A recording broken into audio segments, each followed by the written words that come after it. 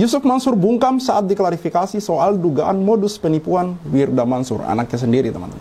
Tanggapan yang dinanti tak kunjung datang. Yusuf Mansur hanya membaca pesan tersebut tanpa memberikan respon apapun. Sikap diam ini pun semakin memperkuat dugaan publik bahwa modus bisnis yang dijalankan Wirda Mansur tidak jauh berbeda dengan skema yang sebenarnya pernah dilakukan oleh sang ayah melalui PayTrend.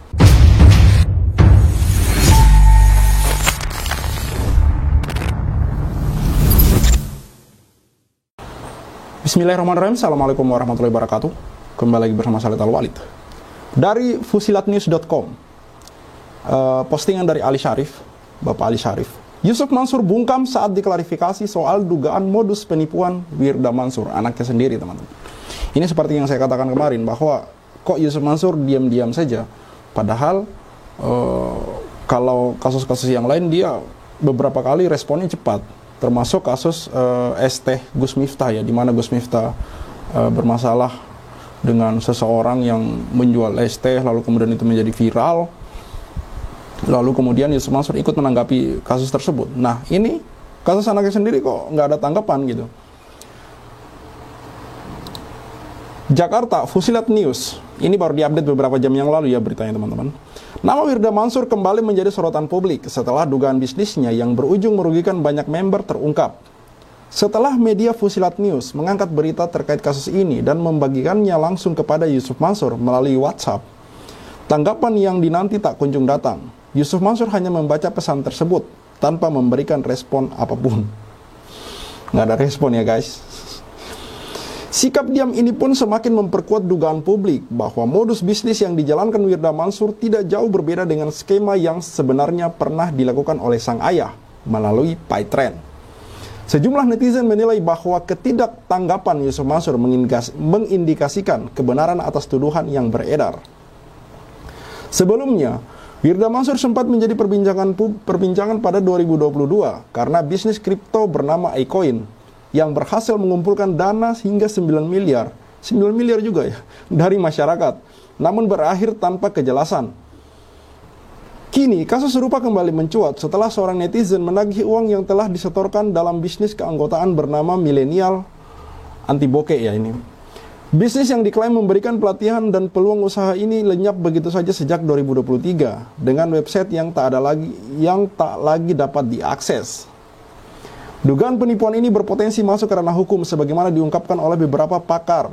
Pasal 378 penipuan ya ini, KUHP tentang penipuan, dan pasal 372 KUHP tentang penggelapan dapat dikenakan jika terbukti ada unsur bujuk rayu dan penyalahgunaan dana member. Hingga berita ini diturunkan, baik Wirda Mansur maupun Yusuf Mansur masih belum memberikan klarifikasi terkait permasalahan tersebut. Sikap bungkam ini justru semakin mempertegas dugaan publik bahwa praktik bisnis yang mereka jalankan syarat dengan skema merugikan peserta. Kasus ini kembali menjadi alarm bagi masyarakat untuk lebih berhati-hati terhadap skema investasi atau bisnis keanggotaan yang menjanjikan keuntungan tanpa kepastian. Jadi jangan teman-teman terpaku hanya karena mereka membawa-bawa embel-embel agama, mereka membawa-bawa embel-embel syariat, lalu kemudian menganggap bahwa itu jaminan pasti amanah. Enggak teman-teman, tidak teman-teman.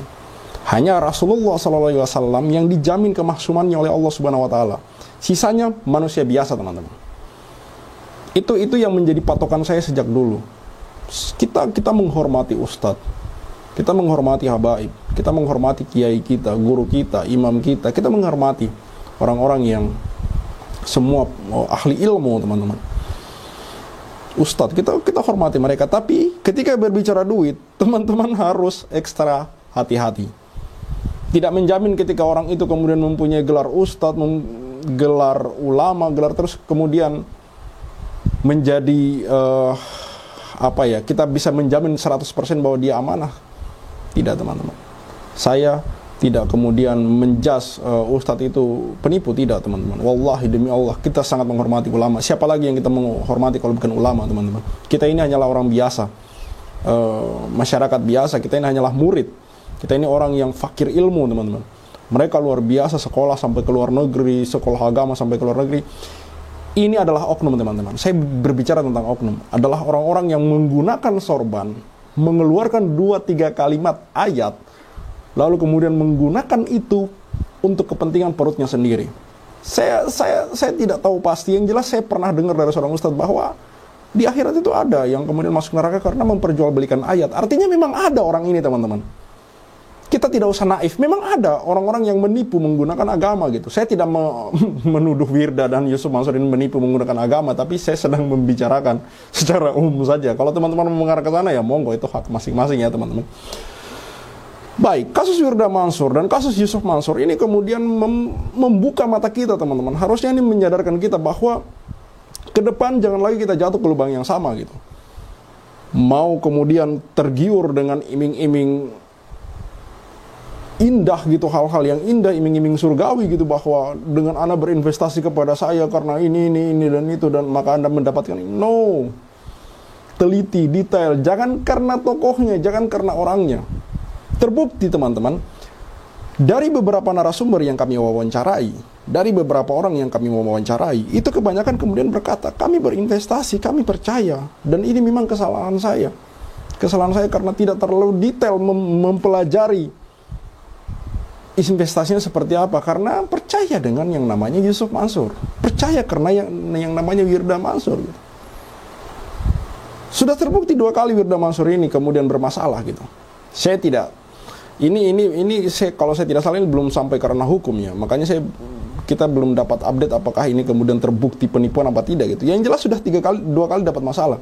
Yang pertama, crypto icon-nya Wirda Mansur di tahun 2022 seperti yang saya bacakan beritanya tadi, itu juga bermasalah dan kemudian menelan kerugian dari para korban miliaran. Ada yang kita wawancarai, Pak Freddy namanya, itu sampai mendatangi rumah Yusuf Mansur, tapi kemudian bukan ganti rugi yang didapatkan gitu, malah intimidasi. Ini menurut penuturan Bapak Freddy ya. Saya sudah tampilkan kemarin videonya, teman-teman.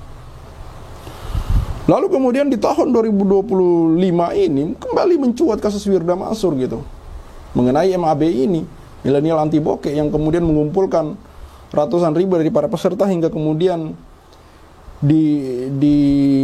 diduga kuat mencapai angka miliaran, 9 miliar kalau tidak salah, teman-teman, karena ini ditaksir dari 90.000 member, teman-teman.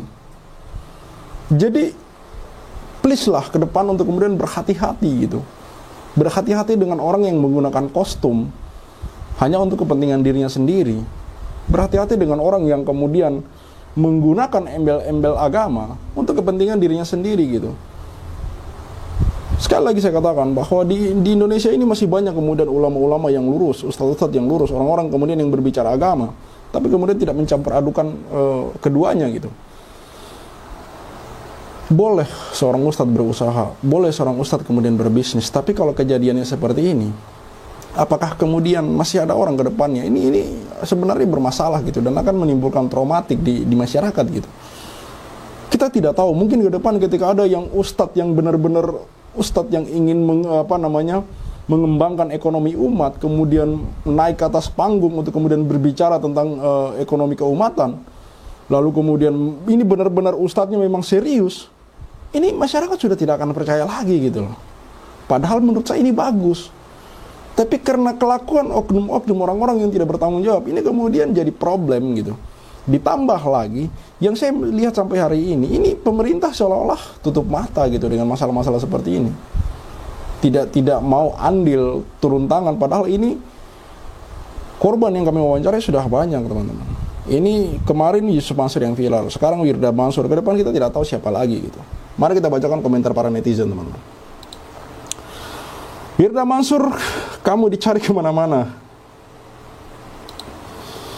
Bapak dan anak kok sama ya kasusnya ya. Wirda Mansur diduga lakukan penipuan kepada 90.000 anggotanya. Dulu makannya besar, tiap bahas duit 1 triliun, kayak duit receh. Sekarang malah nipu orang sampai 9M. Piye ki Wirda Mansur. Ini mengutip Wirda Mansur, postingan Wirda Mansur di tahun 2014 ya. Duit 1T pun gak ada apa-apanya dibanding hadiah hafalan 30 juz, subhanallah, duit 1T nggak bisa beli surga, tapi dengan 30 juz mah bisa bopong 10 keluarga. Iya, ini captionnya betul, kata-katanya betul.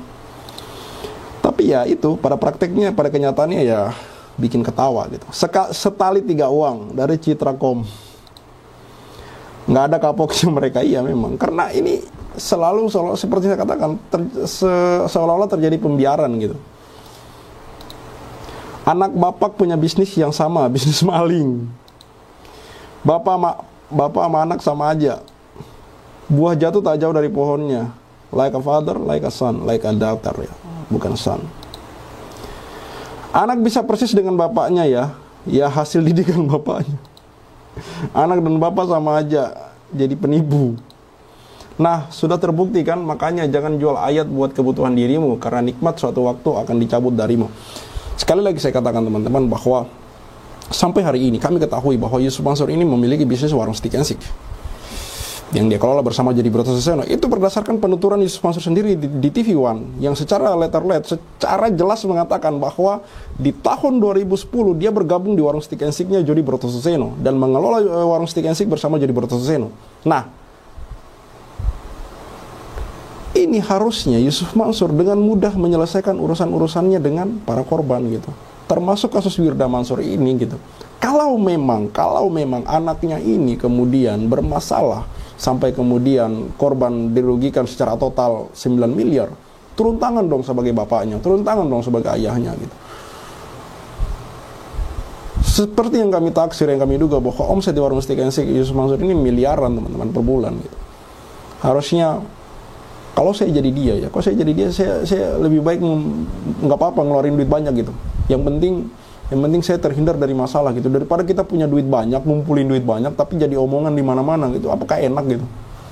Kan sepertinya nggak bahagia banget gitu loh, punya duit tapi jadi bahan omongan di mana-mana gitu. Please lah Yusuf Mansur, selesaikan masalah Anda gitu. Selesaikan masalah Anda gitu. Seperti yang saya katakan, selama Anda tidak bertanggung jawab, tidak punya etikat baik untuk kemudian menemui para korban, minimal menemui dulu para korban gitu. Berbicara dengan mereka dari hati ke hati gitu. Buka mata hati Anda. Dan saya doakan kepada Allah semoga Anda cepat mendapat hidayah gitu. Saya katakan, selama Anda tidak punya etikat baik untuk kemudian bertanggung jawab kepada para korban, maka selama itu juga kita akan adu nafas. Selama itu juga akan kita kritik Anda. Dan selama itu juga kami akan tetap menyuarakan untuk kemudian memboikot warung stick and shake Jam Anwar Hati Mansur alias Yusuf Mansur. Saya Tal Walid, see you on the next videos. Maka 2010 ketika saya masuk pertama kali ke warung stick and shake, like video jangan di skip, share sampai kena strap, like biar kasusnya di up, komen sampai dia kena strap.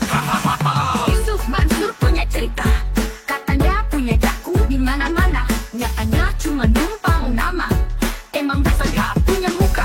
Boykot Yusuf Mansur, bikin bisnis batu bara aku bangkrut, bikin aplikasi Paytm kau macet, bikin program umroh merdeka kau mampet, bikin program tabung tanah kau rungkat, bikin program Moya Vidi kau katot, bikin bisnis hotel city ya bacot, bisnis mandek duitnya dicokot. Boykot Yusuf Mansur. Kalau cari tangga dipikir dulu, ngaku komisaris nyatanya halu. Kalau udah dongeng kayak orang nyabu, ngaku punya pesawat nyatanya malu. Boykot Yusuf Mansur. Maju caleg tapi nggak kepilih. Haha, orang udah pada tahu belangnya, ngakunya gabung di warung steak. Ya udah kita boykot sekalian biar steak. Boykot warung steak. Boykot warung steak. Boykot warung steak. Kok bisa bangun bisnis saat pandemi? Emang duitnya dari mana? Kalau bukan dari bisnis fiksi, ngajak umat kumpul dana cuma buat merana. Boykot warung steak. Jadi kok cuma diam kayak bot? Apa sih ucup bikin lu takut? Takut kebongkar, takut kecokot. Bikin bisnis batu bara kau bangkrut, Bikin aplikasi Paytm kau macet, bikin program umroh merdeka kau mampet, bikin program tabung tanah kau rungkat, bikin program Moya Vidi kau gatot, bikin bisnis hotel city ya bacot, semua mbak duitnya dicokot. Boykot warung steak. Kalau cerita nggak dipikir dulu, ngaku komisaris Grab nyatanya halu. Kalau udah dongeng kayak orang nyabu, ngaku punya pesawat nyatanya malu. Baju caleg tapi nggak kepilih, haha. Orang udah pada tahu belangnya, ngakunya gabung di warung steak. Ya udah kita boykot sekalian biar steak. Boykot warung steak. Sorry kok cuma diam kayak bot. Apa sih ucup bikin lu takut? Takut kebongkar, takut kecokot. Hahaha. Bikin bisnis batu bara kau bangkrut, Bikin aplikasi Paytm kau macet, bikin program umroh merdeka kau mampet, bikin program tabung tanah kau lungkat, bikin program moya video kau gatot, bikin bisnis hotel city ya bacot, semua baik duitnya dicokot. Boykot warung steak. Kalau cerita nggak dipikir dulu, ngaku komisaris Grab nyatanya halu. Kalau udah dongeng kayak orang nyabu, ngaku punya pesawat nyatanya malu. Maju caleg tapi nggak kepilih, haha. Orang udah pada tahu belangnya, ngakunya gabung di warung steak. Ya udah kita boykot sekalian biar steak. Boykot warung steak. Stop mampir di sana, stop masuk ke sana, stop makan di sana, stop bikin si Ucup kaya. Boykot warung steak. Bikin Yusuf Mansur ketar-ketir, biar dia mikir, biar dia sadar tanggung jawabnya Mansur. Kami sudah hilang sabar, umat sudah marah besar sampai mana kau kabur. Akan terus kami kejar walau sampai lubang kubur. Boykot warung steak. Boykot warung steak. Boykot warung steak. Play video jangan di skip, share sampai kena strap, like biar kasusnya di up, komen sampai dia kena step, hahaha.